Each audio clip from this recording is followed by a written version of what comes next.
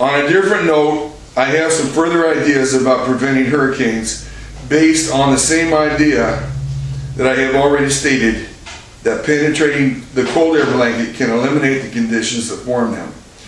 This should be doable with laser shots from fighter jets or even other aircraft piercing through the bottom layer of warm air up through it and eliminating the fuel hurricanes run on.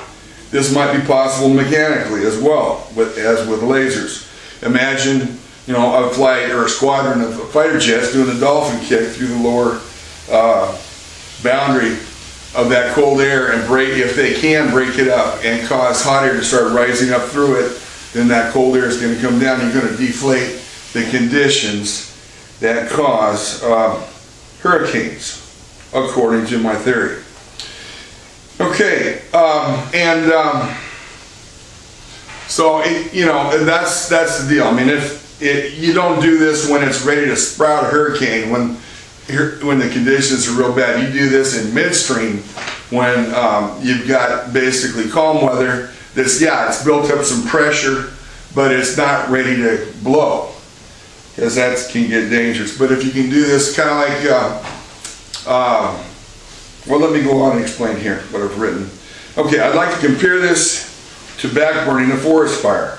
Since you can't extinguish a forest fire with a fire hose because of water because of its size, you can destroy a supply of combustible material by slashing and burning in a controlled way around it.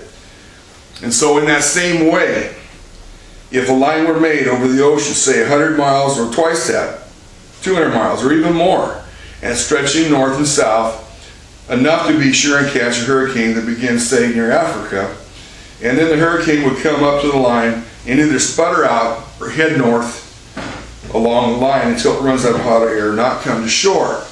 And that's where we know it does the damage. Most of its damage. Okay, so I think these types of exercises should be tried out right now. A successful event should be easy to observe. The surface air temperature in the swath should be decidedly cooler not long after. And it would be best to try this well out into the Atlantic to measure what happens. There's might be, as long as no unforeseeable problems arise, I think it would be a very good idea to maintain the area from as far south as northern South America, across the Gulf entryway, and even up the Atlantic seaboard when conditions are hot enough. I believe that is why sometimes they run up there is an unusually good supply of warm air, and if not, if it's better toward Texas, then there they go. Continue towards Cuba, Louisiana, and Texas. When and if conditions develop, some maintenance over the Gulf would be in order. I think it might be possible to go a whole year without a hurricane over here. Yeah, I'm dreaming, huh? But wow. Okay, if we could just prevent or stop one or more, would it be worth it? So basically, you can kind of look at this like mowing your lawn. If you let your lawn just go, the dandelions, start overpowering the grass, and all of a sudden pops that head of the dandelion way above the grass line. And it's because you're letting too much grass grow and let those dandelions grow too long. That's the way a dandelion is. Well, that's kind of like, that's the way a hurricane is. When you let that hot air get so built up over hot seas, and it's trying to burst out and go up, cold air trying to find some way to get down, but it hasn't been able to. It's all just kind of become this great big air mattress, if you will, that's inflated up to the point it would like to explode. And then at some point, yeah, it does. And the hurricane keeps running, and it goes all over the place, emptying out that hot air, letting that hot air and that cold air come down, those clouds come down with it, intermingle, rain, havoc, everything. And boy, after it's gone, there's no more hot air around anywhere. It's cold air all the way down there, it has to start over. And that's basically the cycle that happens. So, let's see. I have a few more ideas to follow from my theory of vortexes. Namely that, of course, a hurricane creates its own tailwind. Oh, that was just, I went into that already. Yeah, I wrote this before, actually. I developed a model. All right, so if there's I don't really see any problems yet with my theory explaining hurricanes. If there is something more needed to explain their great wind velocity than that, hey, I'm certainly open, fire away. And I welcome you to disprove my theory. Please do so if I'm wrong, you know. Maybe there's something else going there. But this seems to explain very well what it is. I got crazy and said, hey, maybe there could be some electromagnetic forces somehow. There are rain bands, but I don't see a great supercell overhead, is there? So you think it could be caused by a great wind shear.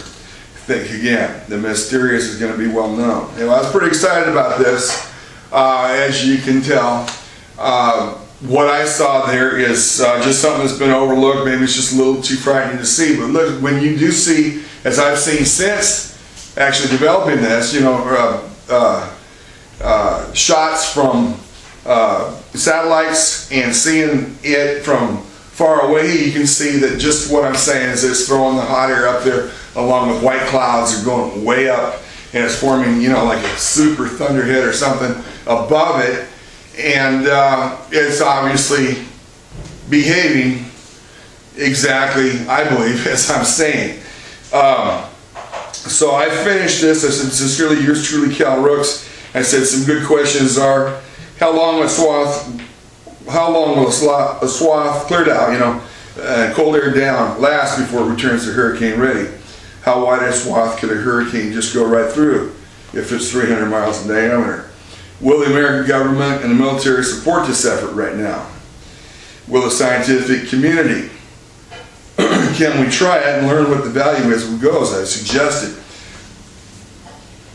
Okay, I could detail a lot of what must be done. Surely the implementation must be carried out by the Navy or Air Force. So, anyway, that's without going into the bands and stuff, which is going to be a fun little romp. I don't know if I got enough time to do that in 15 minutes. So I'm going to close this right now, and I'm going to say, you know, hey, maybe if the Navy or Air Force could have gone out and actually found this as possible to work, you know, on a medium day, not when it's getting nasty, but when things are calm but they're heating up, and see if they can break up that cold air barrier, or see if cold air would come down and hot air would be allowed to just rise right through it, and you've got a maintained swath that, hey, I don't think there's ever been a hurricane with cold air.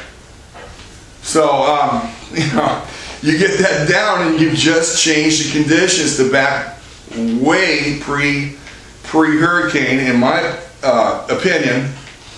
And what needs to be done is just to try this and see if it would work.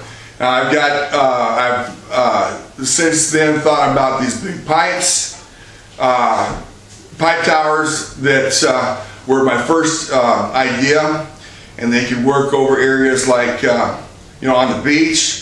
If you could bring cold air down, that cold air should actually shun possibly a hurricane. I don't know if it would shun it well enough, but it might, with the cold air down there, it's certainly not going to have fuel for it to run. If the cold air that's down could maybe keep a hurricane by itself out to shore, well, that'd be great. I don't know whether it could work or not. There's plenty of areas where islands can really be a factor for those, and it could do a great deal of good, I believe, if they were put like on Puerto Rico, Cuba, you know, Trinidad, you know, various different islands where they're spaced out enough, but can do the job effectively enough to keep pressure systems down in those areas, and or particularly like areas like Guam, Micronesia, where you got spotty islands, and because there's so much sea there that you still got hurricane conditions, and hurricanes just blow over all of those things. The ideal place where instead of using airplanes or ships, maybe to use microwaves or this type of thing to alleviate this pent-up condition. You know, those might actually do the job there, do a marvelous job. It's going to be expensive to build up. So I'm going to close right now. I'll come back and I'll kind of finish up what I've got as far as how this model really works for everything I know about a hurricane. Thanks.